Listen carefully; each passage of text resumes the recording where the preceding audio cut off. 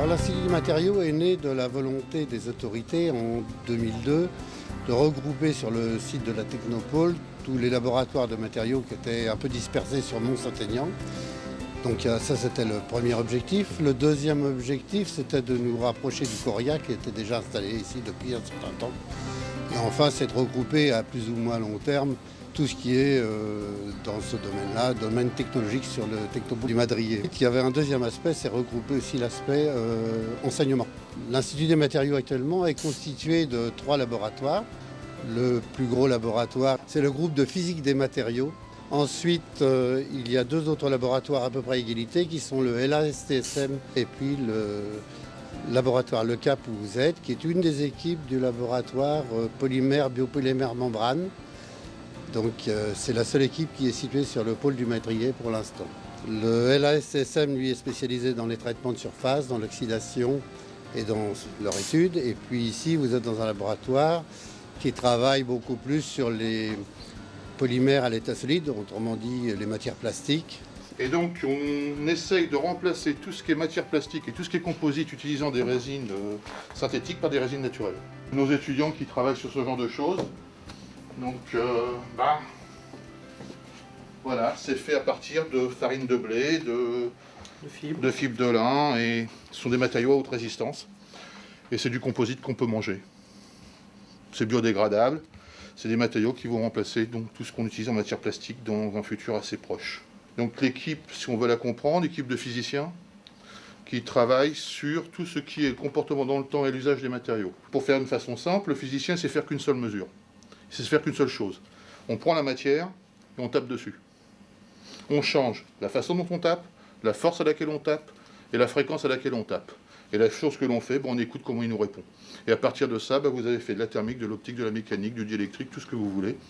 Et tout ça, c'est ce que l'on sait faire ici. En faisant ça, on arrive à savoir quel type de molécule est à l'intérieur du matériau, comment elle bouge, comment elle est en interaction, et comment ces interactions vont faire évoluer les propriétés d'usage. Et les matériaux génériques, le nom générique qui regroupe tout ça, c'est ce qu'on appelle le verre. Le travail aux recherches n'a pas de sens s'il n'y a pas d'enseignement derrière, et donc on manage un master, qui est un master assez original, puisque c'est un master bilingue, double diplôme avec les États-Unis. Donc ça, c'est la salle de mesure. Donc ici, on fait des mesures assez précises. Quand je dis assez précises, c'est même très précis. Donc, d'une façon générale ici, la contrainte que l'on va faire subir aux matériaux, c'est qu'on va les chauffer. Donc quand on les chauffe, ils peuvent perdre de la masse. À ce moment-là, on va faire de la thermogravimétrie. Ils peuvent donner de la chaleur ou en prendre. On va faire de la calorimétrie. Ils peuvent gonfler. Ils peuvent se contracter.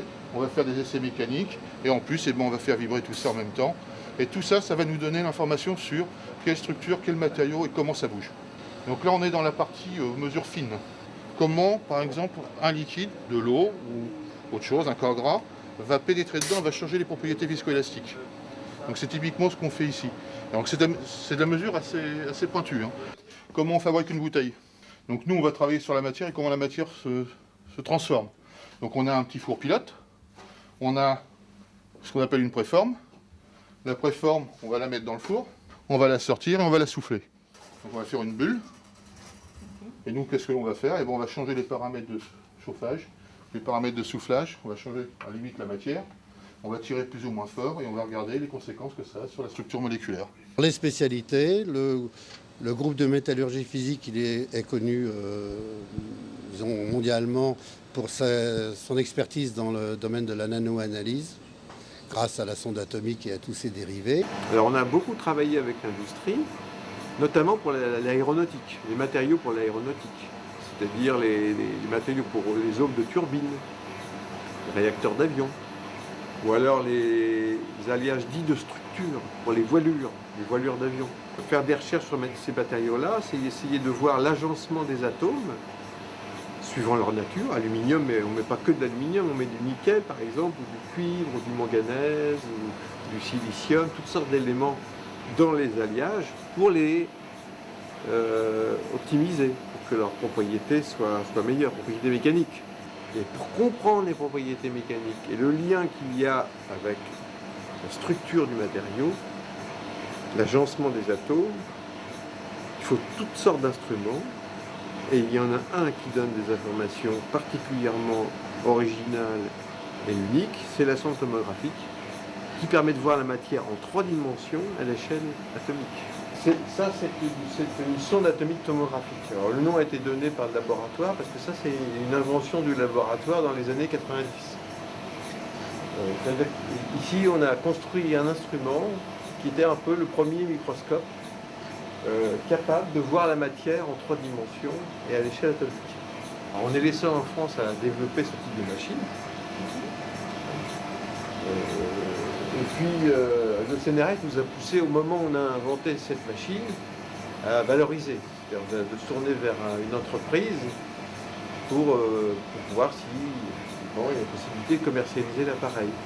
Il ne s'agirait pas que les conduites qui transportent le fluide caloporteur, qui est l'eau sous pression, ces conduites-là cassent. Et pour comprendre ça, on s'aperçoit qu'il faut aller jusqu'à l'échelle ultime, l'échelle de l'atome, et donc regarder ça par tomographie. Et c'est pour ça que EDF finance nos recherches. Ça, c'est la dernière génération de sondes atomiques tomographiques qui est commercialisée par Cameca. Alors, la particularité de cette sonde-là, par rapport à la précédente génération, c'est qu'avec cette sonde, on peut analyser les semi-conducteurs, matériaux pour la microélectronique. L'idée, ça a été d'envoyer des pulses laser, extrêmement rapides, 1 femtoseconde, ça fait 1 millième de millionième de seconde. L'instrument est toujours en train d'être amélioré. Quelle est la bonne longueur d'onde, par exemple? Quelle est la bonne énergie? Comment doit-on s'y prendre pour coupler la sonde sur la pointe? C'est là qu'on apprend ça.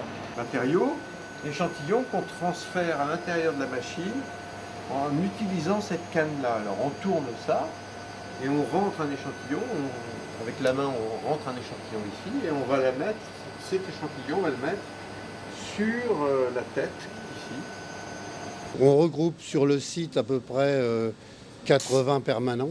On étend sur les thématiques dans la demande de faire partie d'un laboratoire de l'INSA qui s'occupe de mécanique des matériaux. Venant du Havre, il y a le laboratoire des matériaux composites. Ensuite viennent aussi nous rejoindre une équipe de chimistes. Nous avons encore un volet dont je voulais parler, qui est ce volet enseignement. Donc on est tous dans la même école doctorale aussi, aussi bien Coquerel qui est en chimie que nous. Et c'est l'école doctorale de matériaux en mathématiques, physique et matériaux. Et donc il y a au moins 4 ou 5 formations dans le domaine des matériaux, que ce soit des matériaux composites, formation de recherche et formation à usage professionnel.